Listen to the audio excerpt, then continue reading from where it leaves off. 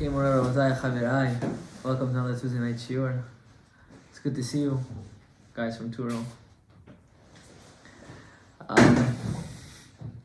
And guys from Wall Street. And everywhere else in between. I know today is not such a good matzav ruach in the air, but we have to understand that everything comes from Miyad Hashem Ba'atzmo B'chodo. Even the things that we think that are not in God's hands, we have to understand that everything's in God's hand. God micromanages, not macro. If he micro, then Avada for sure, he macro, right? But if you just say he just macros, then you're going to say he doesn't need to micro. That's not true. He does everything. Okay. We have something very interesting I want to talk about. Last week, the Torah spoke about the Kelei HaMishkan. This week, the Torah starts something very interesting. First of all, it talks about Shemen Zayit, oil. And then it talks about something very interesting. Va'ata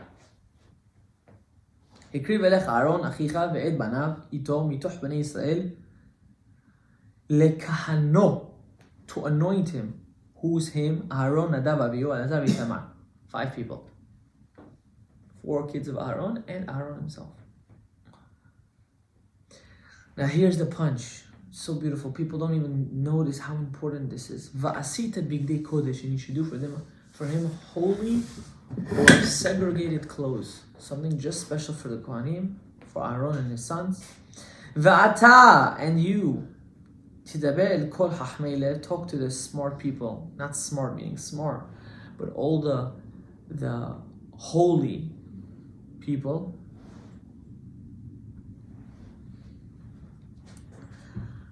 Which have ruach chokhmah. Va'asu et bigdei Aaron lekadesho lekahano lo lekahano li. Why do I need someone holy to make my clothes? You feel holy. Well, so what? Who said? Today we will be talking about the importance of something called libushim, garments. Very, very important. And as I'm speaking, things are popping into my head, which I will say. Because I have a Masorah from my Rabbi. If something pops in your head during the shiur, you should say it. It means Hashem wants you to say it. When a neshama comes down to this world, and you, chas shalom, do an avirah, you never can blemish your neshama. You can blemish something called chalukat derabanan, the clothes of your neshama. And who gives you the clothes of the neshama? Hashem. Your parents when they make you. Hashem gives the neshama. The parents give something called chalukat derabanan. This chalukat derabanan is the mitzvot and averot and the thought of that day before you were conceived. So whatever your parents did that day makes huge impact on the child, because that chalukat derabanan is what he will be working with for the rest of his life. See, your neshama is pure. It's a chelek elokam imal, whatever that means. It's from the highest level. Now that highest level has to have a clothes, a spiritual garment as well. And that is what your parents did that day. Because every mitzvah you do, and avirah is a libush, is a garment. We'll talk about physical garments too. That's why it's very important every day to make sure you do all the mitzvot you could. You could, very important that, I think it was one of the Kloisenberger Rebbes, when he used to daven, he used to scream. And they asked him why, and he said, if my father would have went to the mikveh the day I was conceived, I wouldn't need to scream while I pray. Can you imagine? How important tahara is, holiness. How important the mikvah is. It's you can debate with me, is it a mitzvah or not? But for not having an argument, let's say it is a mitzvah. It's one of the only mitzvot you do with your whole body. What's another mitzvah in the Torah that you do with your whole body? Mikvah. Besides mikvah? Tefillin? No. Sukkah. Sukkah also you do with your whole body. How important it is for the sake of your family and your kids to always be b'tahara b'kedusha. Every action you do in your life, how it can change the imprint of people for the rest of their lives. People don't understand the severity. It's scary. We live in a very scary world. We live in such a scary world that if you would be able just to see, not the things that are around us, but to see the things that people do, I think you would want to kill yourself. Because you realize how this world is full of sheker. How the ones that look like the biggest tzaddikim are the biggest rashayim, and the ones that look like shlamazeldik people, in a way they're greater than the people that look like the biggest tzaddikim. It all has to do with the libush, all has to do with the dress, it has to do with the spiritual clothes that a person has. Now let's talk about it in a physical way. The clothes that we wear plays huge imprint both on our physical and in our spiritual. And I'm going to explain what I mean. And this is a proven fact. Say you work in a law firm and you go, there is no dress policy. You go with sweats, right? How's the vibe going to be? First of all, everyone's going to look at you like you lost your brain. Like, what are you doing?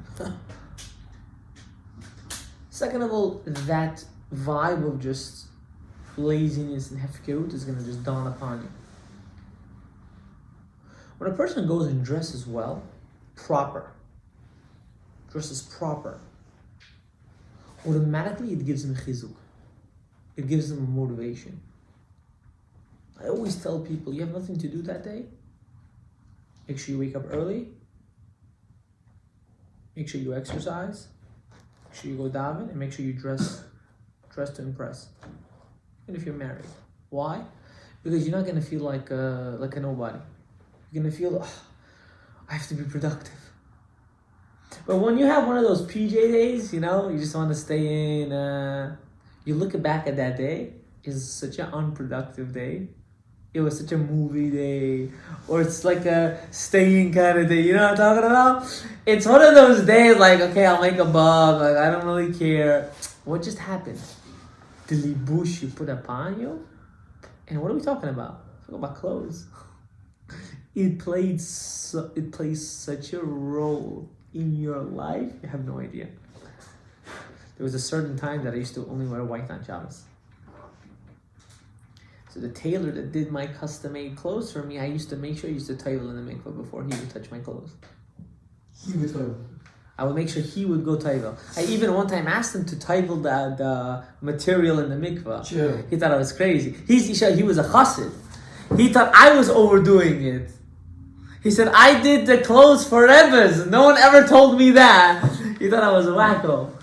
And of course, I went to a certain store. I got my own material, so on and so forth. But I always made sure, no matter what, you have to toivel in the mikvah before you start doing my clothes. Every day you touch my garments, you have to go to the mikvah. There was a certain phase in my life that I was very, I used to wear white. It was a whole shtick. I don't do it anymore because of different reasons. But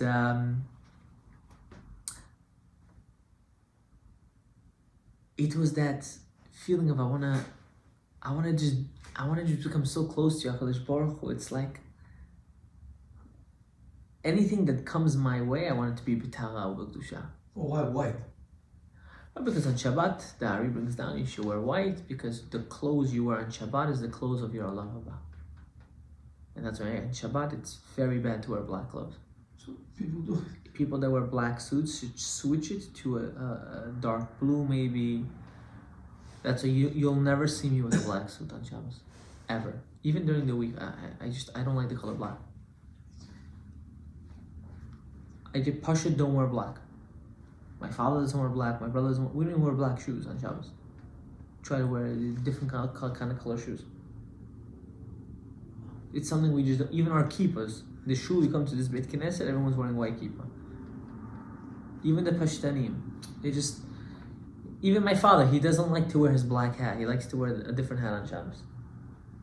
My brother too, he just wears it on the street and he takes it off right away and he either puts his talit on his head, he has his kippah and call it a day. But that's why my hat is blue. My rim down hat, it's not black. It's a blue hat. It's just dark blue. It's very important. You shouldn't wear black. It's not something we do. Oh, the oil of my yeshiva. Save your sipuri saftet for somebody else. We don't wear black. You want to know something? Maybe only 100 years ago we started to wear black like that. We never wore black. We always used to wear different colors. It was very accepted. It was very normal. It's a European thing. Of course, the Gemara says to wear black shoes because of Avelut for Chorban Beit HaMikdash. So we wear black shoes during the week. Sneakers, whatever the case is. But again, your libush, what you wear, plays a huge imprint. It used to be the more clothes you wear, the more respected and honored you were. That's what it was back in the day. Now you're homeless. Now, the less clothes you wear, the better you are. What is this? The Gemara says they used to lavish the kala with 8 different colorful garments they used to throw upon her. So she would look beautiful. Nowadays, what they wear? Shem Yishma Berachim. Call this a kala? Call this a zona? What is this nonsense? Hefkeru, this sense of I don't care. Who are you looking good for? For other men? Disgusting. Busha ve'harpa. I don't know how men marry these kind of women. Just there's no words. It makes me feel sick. How can you allow such a thing? How can you how are you yourself like that? Like, you have to have some decency. Clothes is very chashuv. The Ari brings down you should wear at least 4 white garments in Shabbos. So they say maika, tzitzit, underwears, and a shirt, right? This is 4 white garments. Someone is really proper. You should try to wear as much as you can to be white. Never wear black. Not a black shirt. You're not a waiter. You don't need to wear a black shirt. None of that. It's not good. Shabbat is holier than Yom Kippur, you know that? It's greater than Yom Kippur. What's the difference? We don't value it. Why? Because it's every week. We don't value it, it's every week. So why does Hashem make it like that? No, it's how come we made it like that?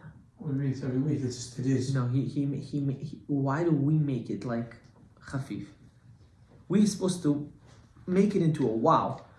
It's your choice to make it into a wow.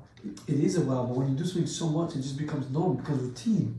Like I brush my teeth, I don't go, oh wow, I brushed my teeth. No, I just take my hand, that's what I do. That comes from a lack of oneself, not of. What? Yeah, sure.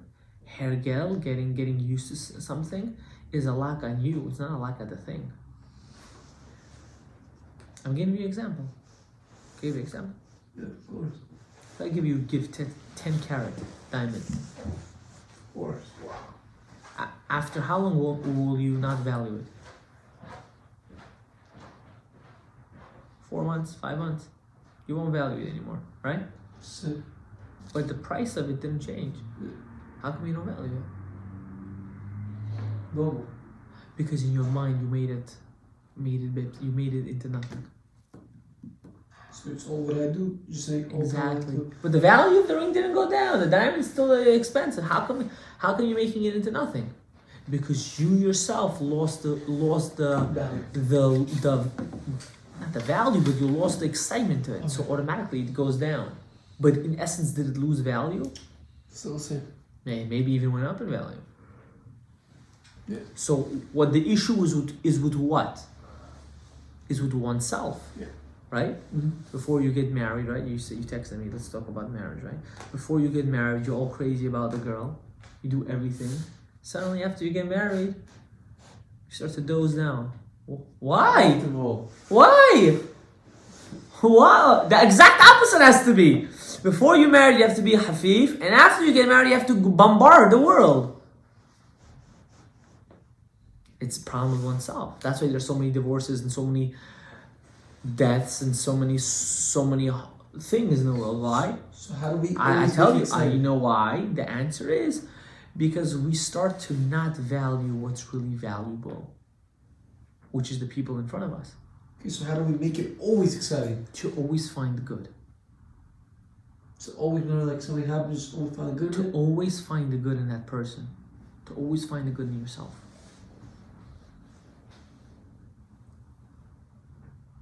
It's a big issue. How can one not value his spouse? I'm amazed by so many people. Tamilei Chamim too. I don't call them tzaddikim. Tamilei Chamim. They're wise people. They're not righteous people. You know what the issue is? They don't value. Because they don't value the person that they live with ends up to go away, want to go away from them. That's what happens. So all the problems and issue one really has, it really comes from what? Himself. Oh, why did this happen? Whoa. Who did this? Who did this thing that you're saying why to? You did it yourself, Habibi. So then how are you going to come and complain now and give me a whole schmooze and a whole lecture about it? It's sad. It's very sad. Extremely sad. My Rebbe, I sometimes go with my Rebbe to Shalom Bayit cases, or if I don't go, he tells me. He doesn't tell me names, but he tells me scenarios, because as someone that's in this community doing what I do, you need the right shimush. Shimush means you need the right teacher to teach you, right? Unfortunately, a lot of the people in our area don't have any shimush. They become rabbis overnight, and they're worse than Korach Vadato. I'm not joking with you. It's so scary if you go to the wrong person to give you advice. Oy lo miyom adin, because they're not gonna have Tichat Mitim. They're not gonna have Tichat Mitim. Instead of to Mikarev, to bring them closer to Allah Baruch Hu, thank you so much. Baruch Atah Adonai Eloheinu Melech Haolam she'akol nihiya bidvaro.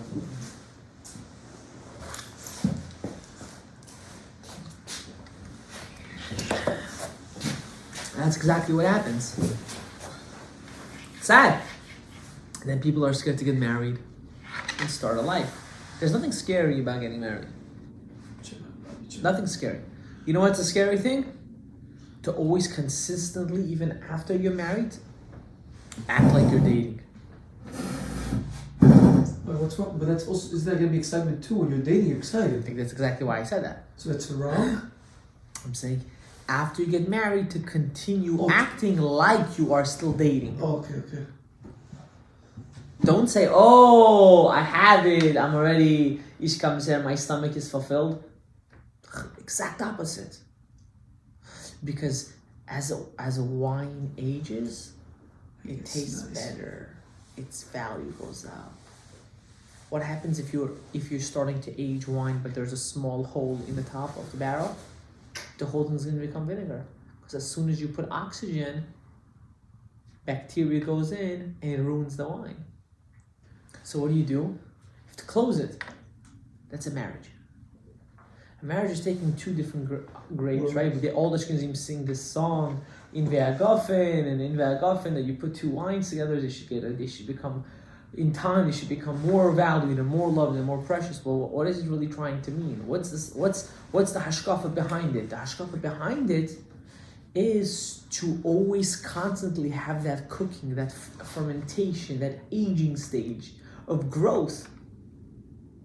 And not that concept of blaming and complaining. When a man or a woman don't have that comfortability that they can run to their spouse to ask them any advice, or they don't feel that openness without getting judged, that's a failed marriage. That's a failed marriage. Your wife has to know forever she can always come to you and never get judged about it.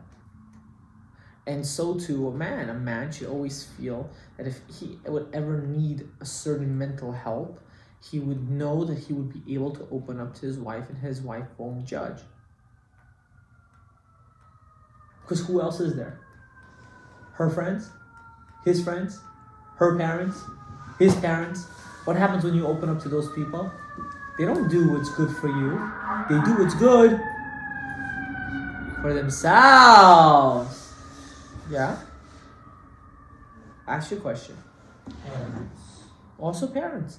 A parent doesn't want to see their child miserable. So sometimes they give the advice not based on the situation of, you don't worry, you can solve it, you can deal with it, let's work it out.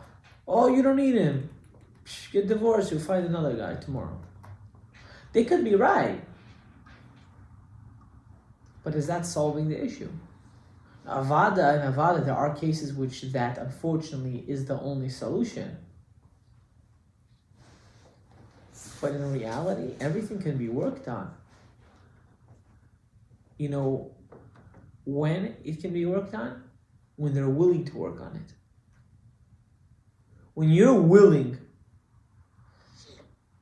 I'm sorry I have to say this, but one of the biggest chutzpahs a person can have is be on his phone while someone's speaking. It bothers me. It lingers to my heart. He's not even focusing. Hello? You're in class or something? Habibi, I need eye contact. My father always tells me. Eye contact. Not tashema, tahazeh. Come and see. The Zohar's language, not the Gemara's language. That's why in the Zohar there's no machloket. You know why there's no machloket in the Zohar? Because everything is tahazeh. Come and see, eye to eye contact. Let's reach the same level. In the Gemara, I don't know what that says. In the Gemara language is tashema, come in here. Not necessarily you see the person, you just shmot. Right? So again, libushim is very important. Clothes is very important. Very important. Modesty is very important. What's tzanuah for a man? What's tzanuah for a woman? This is not a tzniut class. I'm not going to get into it right now. But everyone knows provocativeness, to be walk on the street provocatively, purposely, is the isur doraita. And it's not one isur, it's many isurim. They're bal chotei mahti. Lo tatur achar le'ochem v'acharei nechem. Right? Lifnei iver lo titen mechshol. All these mitzvot lo ta'aseh, a woman or even a man can go over. For what? To get a wow, takaya krasavitsa, wow. For what? When they want that? Unfortunately, when someone wants that? They don't get it. When they don't get it the proper way. It's so true. It's so true. And a lot of people are going to watch and say, no, Rabbi, you're over-exaggerating. I'm not over-exaggerating. You don't know nothing. I've been in this world longer, and I've speaking and followed people that have been in this world from right after World War II. So I have a lot of information in the head. And I'm telling you, it comes from not getting it proper somewhere else. That's trauma. That's depression. That's what it is. You know what it is? Feeling a certain lacking. You have to break that. And of course, the people around you have to be mentally sane in order to help you. And if not, you have to seek help. Seeking help can be, of course, my opinion of seeking help is someone that's truly there just to help you for you. without reaping any of the benefits. Do you understand or you don't understand? So yeah, unconditional love basically. Unconditional help. That means your Rebbe is not giving you advice because he knows one day if he's going to convince you to become a dentist, that one day eventually you're going to support his yeshiva. That's so selfish, it's beyond stupid. I have a kid in my yeshiva right now. His father wants him to go to law school. I told him, Habibi, the second you step into college, that semester you're done. Because you're going to drop out. I know you personally. You're dying to leave high school. You want to go back to school for another 8 years? Who are you lying to? And today, for the first time, he said, I'm just going to do it just to make everyone happy. I don't want it. I don't think I'm even going to make it. I'm just doing it to make this one happy, that one happy. I said, you're wrong. I'm not telling you to do something that's going to make you happy. I'm telling you to do something that I know you're going to succeed in. You have to do something that you're going to succeed in. If you're not going to do it because you're going to succeed, you're going to fail. You're going to waste your time. You're going to crush. I'm not telling you to do nothing. Never in the world will I tell someone to just stay home and do nothing. What I'm telling you is to think, what can I do that's going to make me successful? What are my capabilities? What are my capabilities? People don't think that way because their libush is not 100%. So how do we fix this libush? How do we fix this spiritual one? Again, just I want to fast. The more clothes a man wears, the more kedusha he has. Every garment you have is another libush, is another aura. Your clothes are part of your aura. And that's what the Ben Ish Chai says. You can't take off 2 garments at the same time because you're not allowing one ore to come out at a time. You're taking out 2 ores out at the same time, and it could cause problem to your tzel and to your neshama. I didn't make these words up. The Ben Ish Chai said this. Oh really? These things are so serious. I'm saying we're Yehudim. We blink wrong. We affect the galaxy. So there's 2 options. You can say, "Oh, what am I supposed to do? I give up." Or, "Wow, look how great I am. Look at the responsibility. Wow." Are you more negative or are you more positive? Again, back to the same cause of all the problems in the world. Are we going to sulk about it and cry like little babies? Or are we going to take action, do responsibility, and become if David HaMelech would have seen Goliath and said, no, I can't kill him. What would have happened? God knows what would have happened, but David HaMelech wouldn't be David HaMelech. The fact that David HaMelech said, this guy, you're all scared of this guy. You got to be joking with me, right? Shaul HaMelech dressed him up in his own war clothes. David HaMelech said, this is too big, this is too heavy, I don't need this. I just need a rock and a slingshot. Everyone thought he lost his brain. David, you lost your mind? He said, don't worry, I got this. 2 shots, he killed the guy. Done, finished, kaput. Bye-bye, sayonara, hashkava, habibi. Done. That's it. Why? He was positive.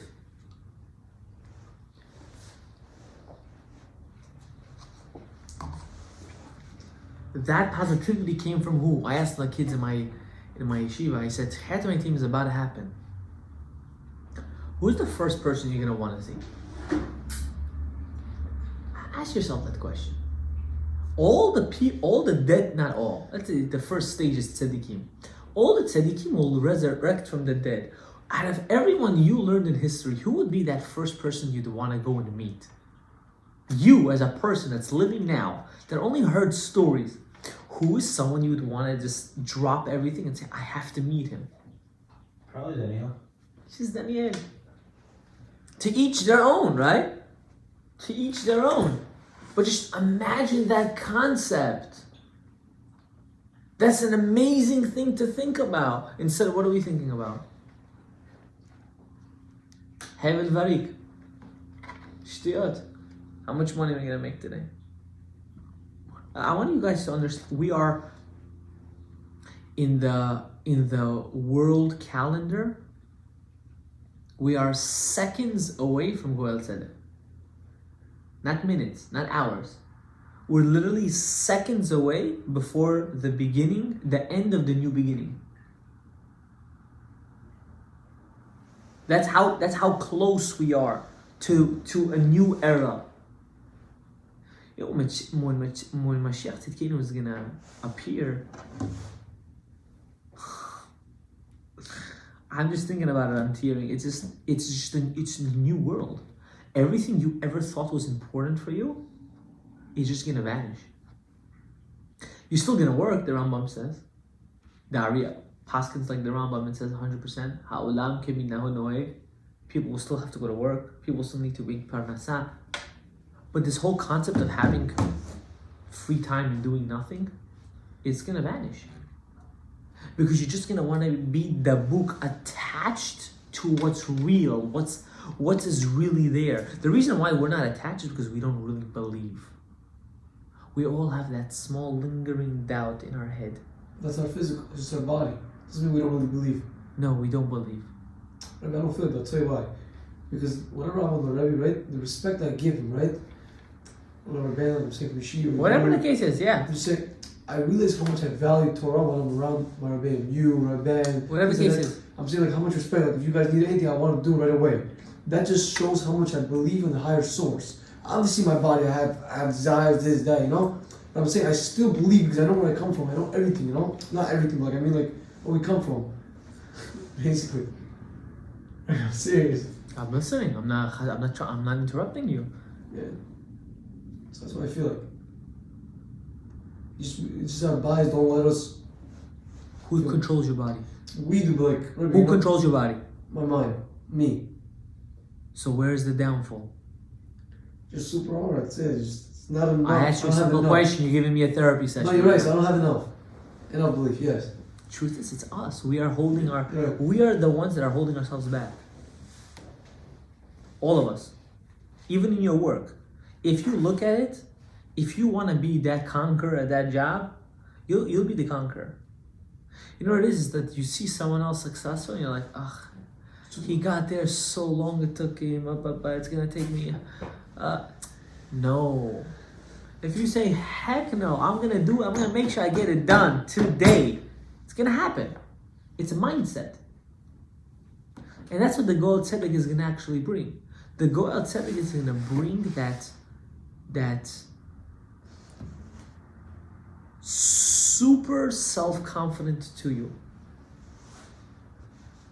You know what? I don't know if you guys know current events, but I'll tell you a little bit.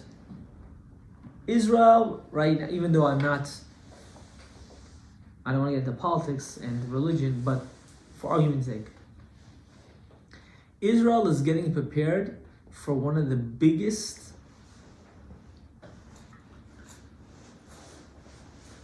defense against Hezbollah.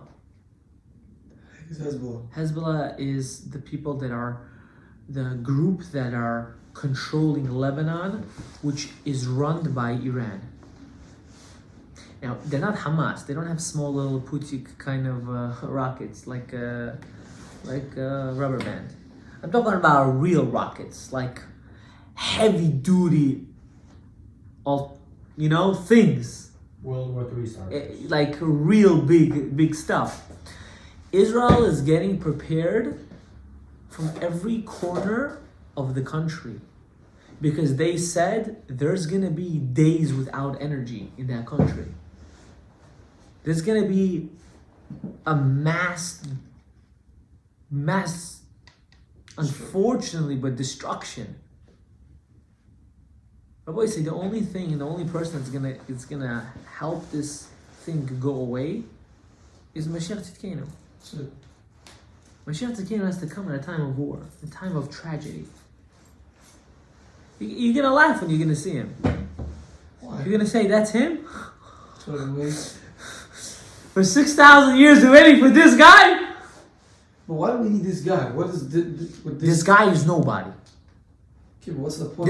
This is the problem. The problem is we're all waiting and worshiping this guy. Wrong. This guy is really nobody. Yenuka says we have to be tzipita lishua, is we have to really yearn for the glory of Hashem in this world. Mashiach basically is a person that when you see him, you see the glory of HaKadosh Baruch Hu. We're not waiting for a man to come to do magic tricks. That's not. Make it sound like that. I know, because people don't know the concept of Mashiach. They think he's going to come and say abracadabra, pach, poof, and before you know, countries are falling apart, and he's laughing there, drinking vodka and saying ha ha ha ha. That's not Mashiach. He's going to be a human being, ish pashut b'pshuto, simple man with full of tahara v'kedusha, that is going to have such a bekut, such an attachment to HaKadosh Baruch Hu. Just by looking at him, you just see a ray of holiness coming out of him. And he's going to destroy the enemies of God, not of the Jews, but of God. And how does someone reach that he should prepare for that? What are the proper libushim we have to do? Will Mashiach know that he's Mashiach? He will know when it's time for him to know. That means he's around right now, but he doesn't know yet. That's the cloud. What do we do? So, wherever Rabbi say, when we wake up in the morning, first thing we do is what? Right? We wash Negalasa. We wash under Tfilat. Why? Because we're officially taking off the klippah. We're taking off the klippah. And after we take off the klippah, we can start the day with our spiritual garments. The first spiritual garment is Tfilat Shaharit. Unless you go to the mikveh and you have a Tosefet Kiddusha. A person should be makpid to go to the mikveh every single day, especially in the days that we live in. There's nothing to be shy about. Nothing to be shy about. If you shower in New York City, water, sewer system, the mikveh is more cleaner than that water that comes out of your shower head. I don't want to get into it right now. It's scientifically proven. Expensive every day. What, $3? $5 a day. $5 a day? Okay. Really, but hundreds of people go on the same mikvah, and it's nasty. Take a shower. Yeah, but then, so you're proving that these showers more. Take a shower after. Okay, yeah, 100%, but That's see, it. that doesn't make sense then. It's That's it. disgusting that water. Why? You can't. It's not disgusting. Everyone showers before, everyone showers after. Go once a week. You're not an istanis, What's an issue? a sensitive person. You're not. Don't lie to yourself. I never said it. You're not. I'm not. If you went to Derek's dorm, Yo. you're not Yeah, I know istanis. I know things before you even knew. I already knew already. Okay? You're not sensitive. Everyone can go. They can go toivel. They can get their kedusha and tahara. You know what it depends on? How much you're willing to become holy. It's all in your hands. Everything. When you said everything comes from Hashem, though, it's not in your hands. Your status is. Your hishtadlus is to go to the mikveh every day. I live by this. I'm never gonna. What about once a week, Fridays? No, I'm serious. 100%. Fridays is very good. You have to go on Friday, but you also have to go on Sunday, Monday, Tuesday, Wednesday. There's no Thursday. commandment saying to go to mikvah. Can I tell you something? There's a commandment to be holy. Can I tell you something?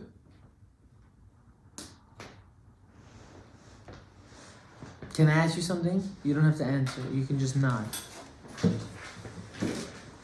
This goes to everyone here.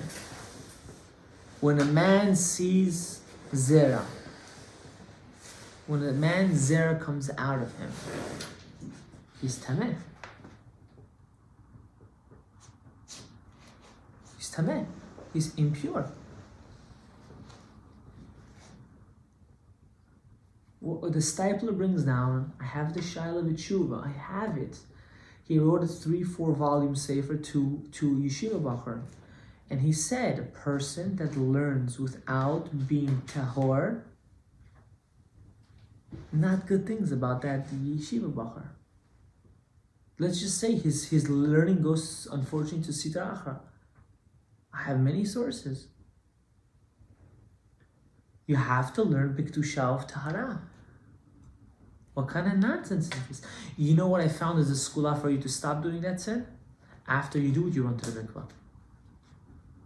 Because as long as you run to the mikvah, you feel that tumah going away from you. You don't feel it haunting you. You know why the talit is always falling next to you? You know why the talit corresponds, right? or makif, the outer light. And you see, you're saying, and that's one of the libushim we need to have. The or makif. Yeah, the talit saying, get off your phone already. The talit saying it, not me. Okay, mikveh. Shaharit. Chayav. Beminyan. Shaharit. Says Vahaya. Limud Torah right away after you daven shaharit. You must learn Torah. You must. Something. 10 minutes, 20 minutes, an hour. You must. Why? Because that's how you're being mamshich. You're dragging out that kedusha of the tefillah to your whole day. I'm not the kind of guy that says, oh, go to the mikveh, do the weird stuff, just don't learn Torah. You're never going to hear me say that, ever in my life. Learning Torah is the most important thing in the world. It happens to be, you have to learn it b'tahara. So you go to the mikveh. But if you're not tameh, I'm not going to tell you, go out of your way to go to the mikveh. Actually, I will tell you that. But either way, learning is learning, you know? So you have to learn after you daven shacharit. You must. And then you have, the second libush of the day is mincha. Mincha, b'minyan if you can, if not, in the side. I know every workplace is different. Daven mincha. After mincha, there is arvit. But before arvit, there's limud Torah. Everyone has to do, right?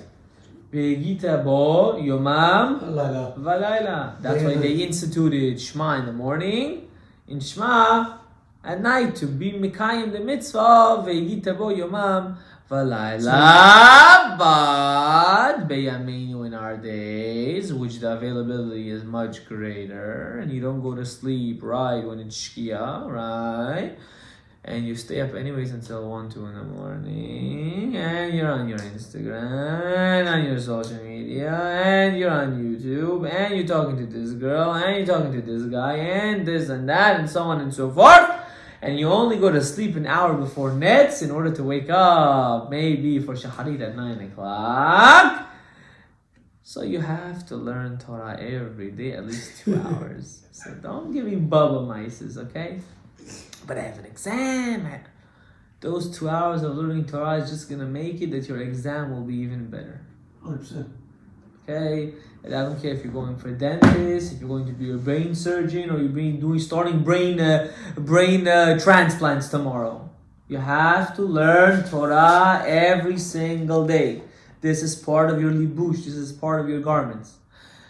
Of course, avada and avada. If you could also go to the mikveh at night, you should be mishtadel to go also to Lubavitch over there. You know, the mikveh is open 24/7, and you toivel at night. But of course, I'm not going to force chas shalom that on anyone. I'm not that crazy for others. I'm crazy for myself. Tikkun chatzot. Why don't we do that? Tikkun Chatzot is more than Selichot. What's Tikkun Chatzot? The morning Kabbalah? No.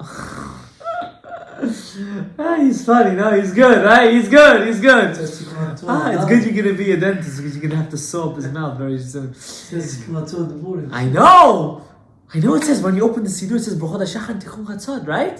Because us, Faradim, we used to do Tikkun Chatzot every day until we came to this Shibush Olam, this Galut of Edom, with our brothers Bnei Ashkenaz, and we decided to daven, instead of daven Shaharit for an hour and a half, we daven Shaharit in 40 minutes, in 30 minutes. I don't know how there are minyanim that daven the whole Shaharit in 18 minutes? With Kriyat Torah, it's most probably 20 minutes. They're not davening. They're not Mekayim mitzvah of Tefillah. They're reading. They're not davening. They're not doing Kav Chova. They're not davening. It's not davening. You're lying. It's faster to daven in an 18 minute minyan than just to put on your tefillin for a Sfaradi to say Shema and take it off. I think it takes more longer for us Sfaradim just to put on our tefillin, Riyad and Rosh, say Shema and take it off. For them, they finish the whole minyan. How is that possible? 18 minutes? You have to salt meat at that time. It takes 18 minutes, b'di'evid, to salt meat. for kashrut. How they daven the whole thing at that time? Yeah, but an hour and a half is also a little too much, really. An hour and a half is too much. I can't see. I want you to listen to me. My brother always talks about this rabbi. I forgot his name. The guru of Central Park. I forgot his name at the moment. 45 an hour is nice. He used to be a monk. You're laughing. He used to be a monk. He used to meditate for 2-3 days on mountaintops. No food, no nothing. He used to meditate. I'm not gonna tell you his whole life story, how he left that. He's right now in the kotel. You know what he does? He sweeps the kotel. This guy was a monk. People used to wait online for him just to see his face. He said what a Jew does when he puts on tefillin, the goy has to train himself for years on a mountaintop. The connection a Jew has when he puts on his tefillin shel rosh and tefillin shel yad and he davens and he spiritually tries to connect to Hashem is in a higher billion times level than a monk that's on a mountaintop eating his food that he farmed and energy that he tries to bring to himself. We are mizalzel in our mitzvot. We belittle our mitzvot. That's why we don't find a certain interest or a connection to it. We don't find a connection because for us, it doesn't make sense. That's the problem. We need to learn to appreciate our talit and tefillin. There's gonna be a day we're gonna wear talit and tefillin all day. You know what that is? To only think about tefillin and Hashem all day? That's mind-boggling. That's the greatest high a man can ever have in his life. It's an infinite feeling of dbekut to Hashem. It's an infinite. I'm sorry, I just texted my mom. It's an infinite feeling of attachment to God. That's putting on tefillin. How come I don't feel it? You want to really feel it? A little bit of it? This is what you have to do. If it works, it works. At least this is what works for me. I hear him from the thing. Make it lower a little bit. For me, you have to learn an hour of Chassidus, not Gemara, I'm saying, purposely. There's a reason why I'm saying it. An hour before davening, you have to go to the mikvah. This is what I do. I go to the mikvah. I learn. Now, I don't do this every day. Shabbat for sure. Shabbat for sure I do this. It's not even a question. Every Shabbos, this is my routine. How many hours do you I sleep? learn an hour Chassidus before tefillah. I daven shacharit for an hour and a half to 2 hours. And right after that shacharit, I'm on a different high. I'm telling you. It's that feeling of that endless connection to God for 4 hours straight. Because when you're davening, you always constantly have to be thinking on the oneness of God. And what is Chassidus? Chassidus is basically explaining your greatness and your connection to your creator of the world. And you feel buzzed.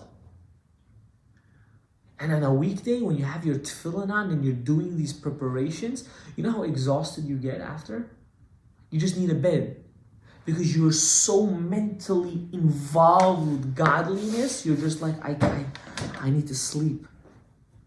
But that's the greatest feeling. It's amazing. It's like drinking 10 Red Bulls with 10-hour, 5-hour, and just drinking it. I never had any of those 5 hours, but I'm just mentally speaking, and you're like, whoa! Whoa! It's like getting that 220 volt I'll electrify, and you fly, you get electrified by 220, you're dead, but you fly, that's exactly the feeling. And I see this with my charusas that I learn on Shabbos, we come here, we learn it from 7 to 8:30. I'm already up much earlier doing my things. Their tefillah is just different. Their davening is just a different vibe. You feel different. We don't invest in ourselves.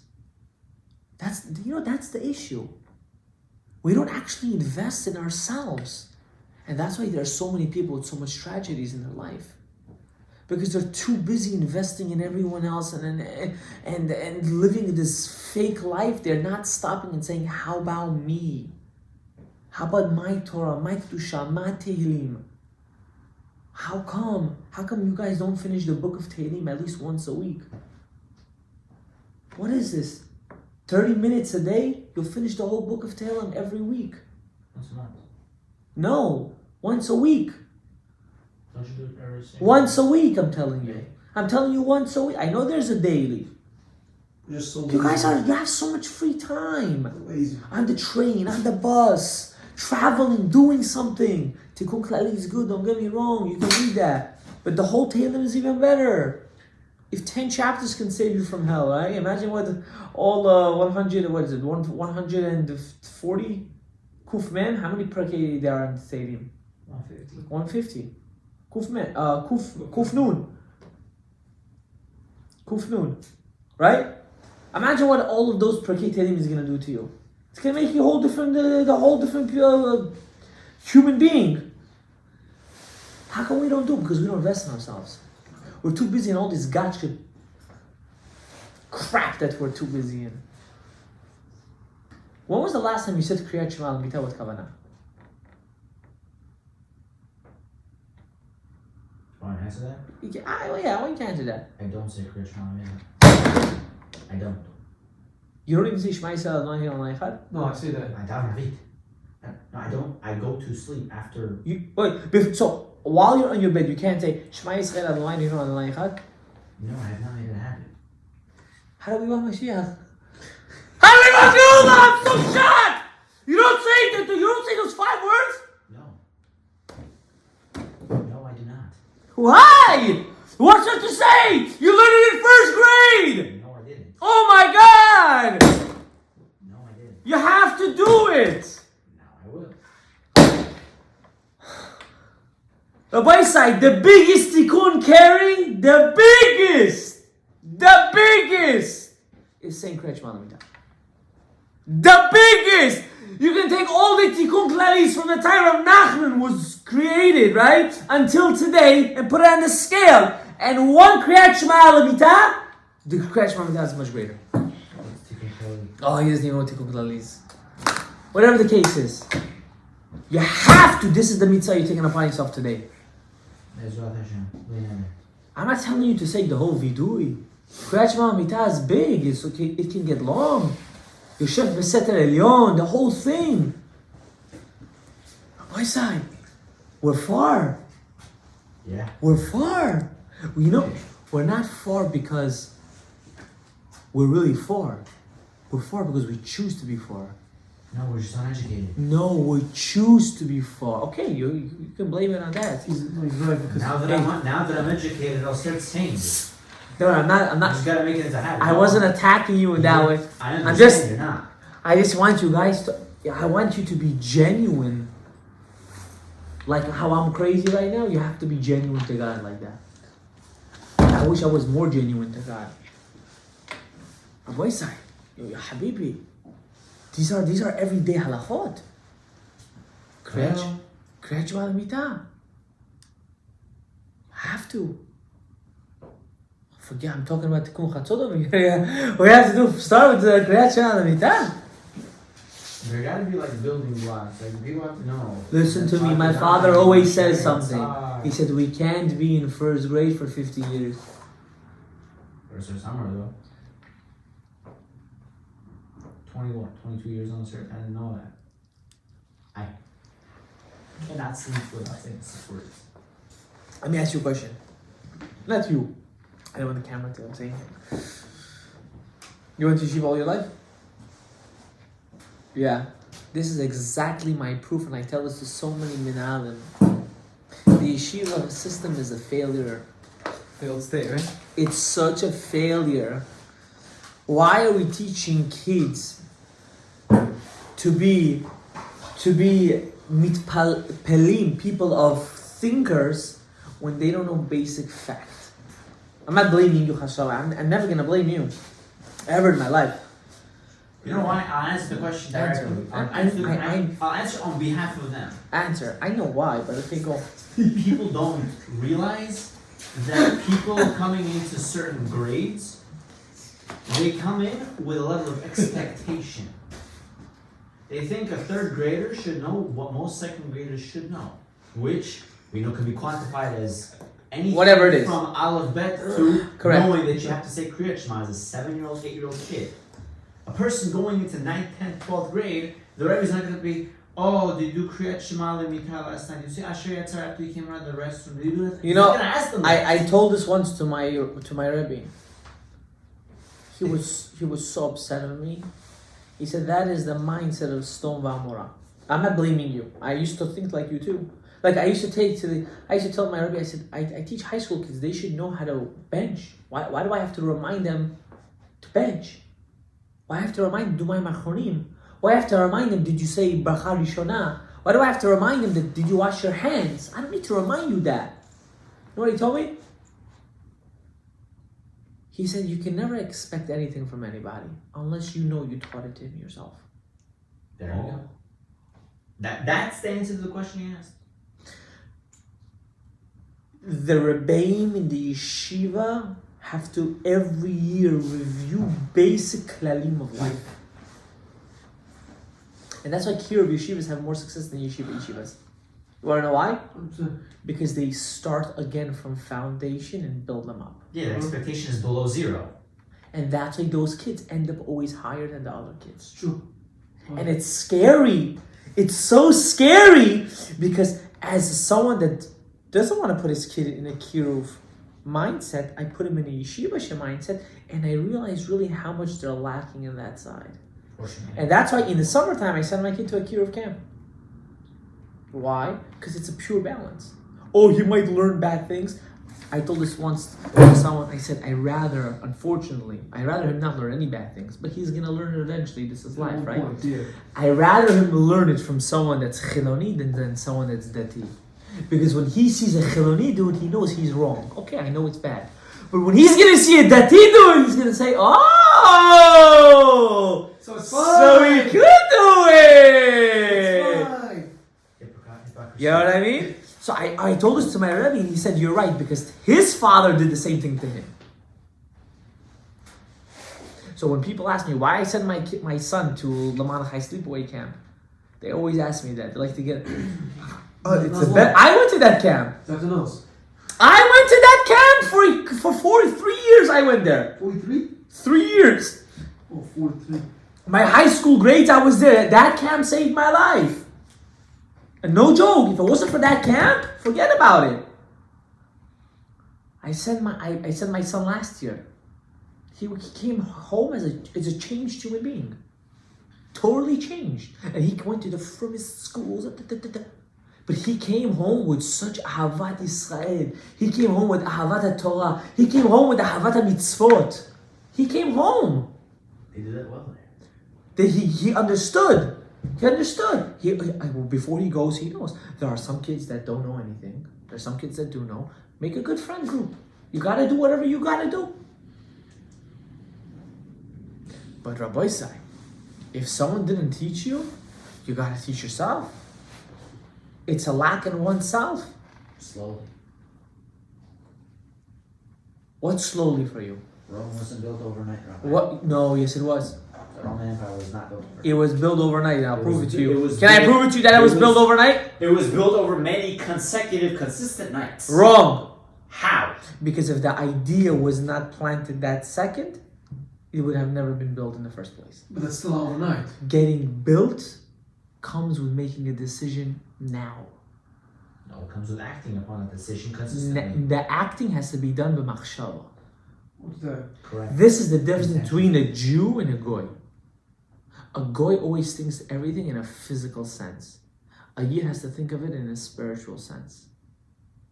What does it mean? Hashem created the world. Kach alta b'machshava. He just thought about it and the whole world was created. The whole world was created in milliseconds. Without time. Time was only created in this realm. That's why God can never do a mistake. His creations is b'machshava. If you say God needed to think how to create this world, He's unlimited. He's limited. You have to do it automatically in your brain. That's it. I have to finish the whole Mishnah Brura. I have to know all basic halachot. I have to finish Kaf HaChaim, Shulchan Aruch, Shas, Poskim, so on. You cannot grow if you don't know halachot. It's impossible. You cannot grow because you don't know how to serve Hashem then. Take it upon yourself. At least say Shema ve'ahavta. That's it. In your bed, under your cover, and slowly, you'll start adding another paragraph, another paragraph, another paragraph. The vidui, the yosef beseter, the ana b'koach. You need to. No excuse. I don't care who you are. No excuse. What is this? You have to. You have to have kavanah. You're destroying all those tipot of zera that ever came out of you. What is poof, miraculously is going to disappear from you? You got to do your ishtadlut. Okay, Rabbi Isai, I want to finish with this last thing. Everything that we do, we create a libush. Everything that we wear, we create a libush. The more libushim you have, the greater you are. The less libushim you have, the more exposed you are. To fix and to put more libushim is keeping Torah mitzvot. Have a good night, and I hope to see you next week. Well.